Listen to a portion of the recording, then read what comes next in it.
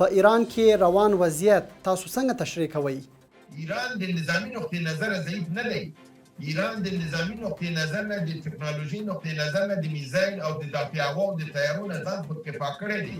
که نن اسرائیل امریکا په برید وکړي، حتی امریکا درته خپل هغه میزایل چې 12,000 کیلومتره وهلی شي او وهي یې. څه فکر کوئ چې دا وضعیت د ایران حکومت قابو کولی سي او یا څومره تر اوسه کنټرول کړی؟ د پاکستان د لارې نه مداخله روانه ده.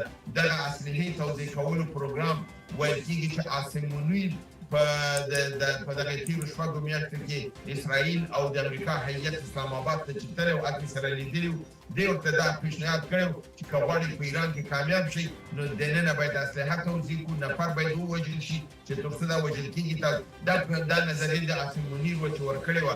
دغه وضعیت په سیمه په ځانګړي ډول په افغانستان څه تاثیر لرلی شي؟ ګورئ، که ایران کې اوضاع خرابېږي مستقیما تاثیر په افغانستان لري. اوس زموږ اتکا 80% په ایران ده او 60% په منځنۍ اسیا باندې ده. ځانګړې مرکه نن شپه 6 بجې له پژواک څخه